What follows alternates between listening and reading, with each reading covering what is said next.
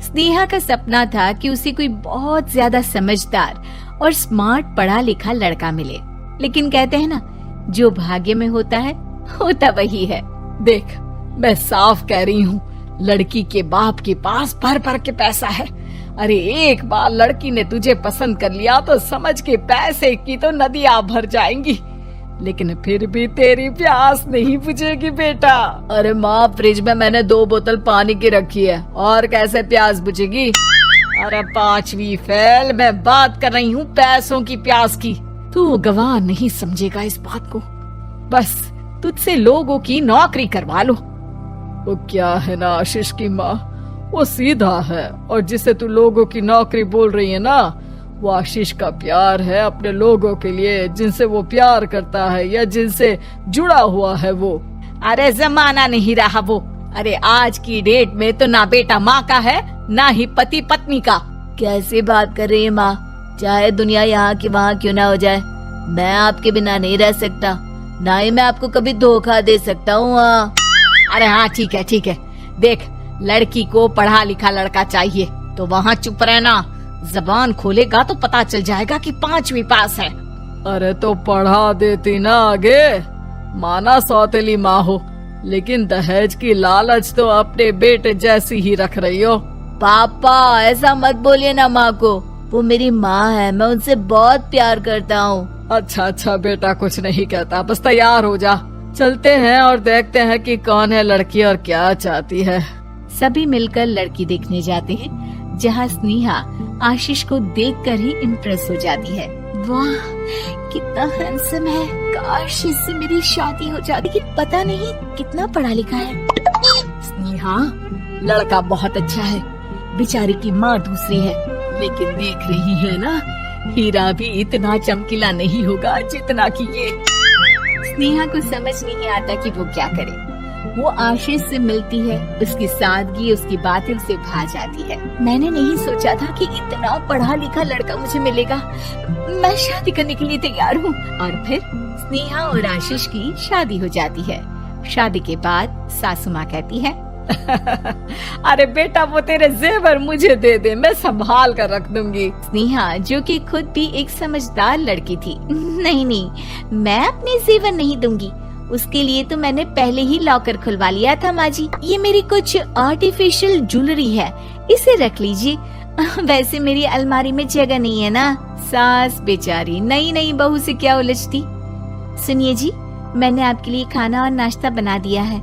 Office कब जाना है? कौन से ऑफिस में? मैं तो घर का सारा काम करता हूँ। हाँ?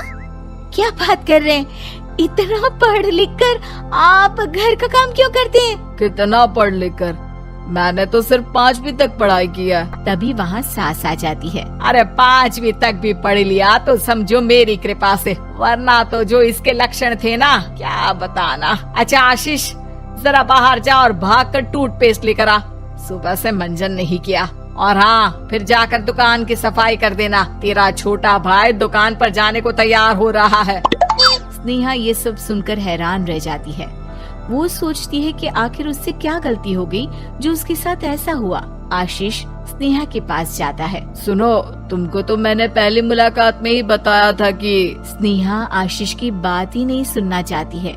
वो जोर से चिल्लाती है, चुप रहो, बिल्कुल गंवार कहीं के।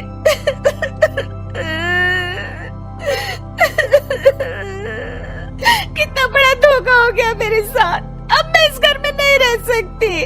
प्लीज ऐसी बात मत करो, मेरी पत्नी हो तुम, जैसे बोलोगी मैं वैसा करूँगा। मैं कोशिश करूँगा बाहर जाकर कोई काम ढूंढ लूं, पर प्लीज मत जाओ। चुप रहो गंवार कहीं के, मैं तुम्हारे जैसी की बीवी हो ही नहीं सकती। आशीष स्नेहा को लाख समझाने की कोशिश करता है, लेकिन वो अपने मायके चली जाती है। माँ चलिए ना, स्नेहा को मना कर लेकर आते हैं। अरे जाओ, बनाने जाए मेरी जूती। इतना घमंड, जैसे कलेक्टर हो कहीं की महारानी। अरे मैं तो तुझे कहूँगी कि तू भी भूल जा, हमने नहीं भगाया, खुद ही तो गई है। माँ वो बीवी है मेरी, मैं प्यार करता हूँ उससे, मैं जा रहा हूँ उसे लेने। वहीं स्नेहा के घर पर, माँ वो तो कुछ काम ही नहीं करता, घर का नौकर है, 5वीं पास। मैं नहीं रह सकती ऐसे आदमी के साथ माँ।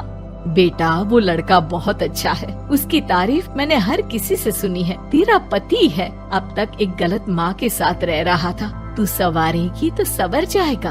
तभी वहाँ आशीष आ जाता है। मुझे माफ कर दो स्नेहा, पर प्लीज मुझे छोड़कर मत जाओ। मेरी माँ के जाने के बाद मुझे तुम्ही से सारी उम्मीद है। तुम जैसा कहोगी मैं करूँगा, पर प्लीज मेरे साथ रहो।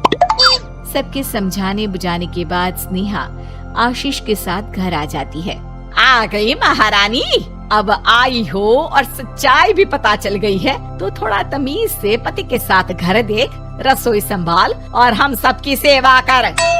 देखो, मैं अब इस घर में बंटवारा चाहती हूँ। जो मेरे पति का हिस्सा है वो उसे मिले और वो आज से कोई काम नहीं करेंगे। हिस्सा ले लो, लेकिन कमाओगे क्या, खाओगे क्या, धूल मिट्टी?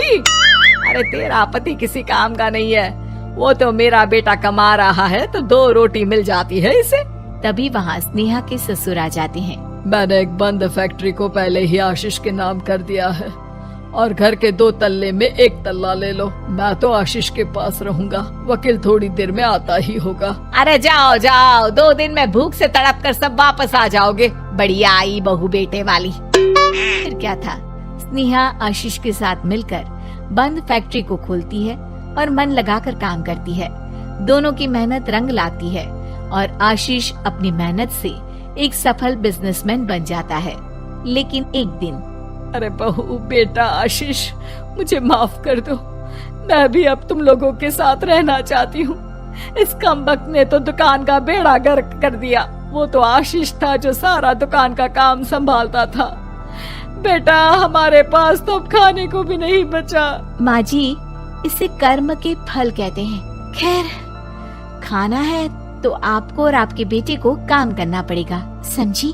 हे भगवान, अब ये दिन आ गए हैं कि बहू के साथ रहने के लिए मुझे काम करना पड़ेगा। बेटा आशीष, तू ही समझाना अपनी बीवी को।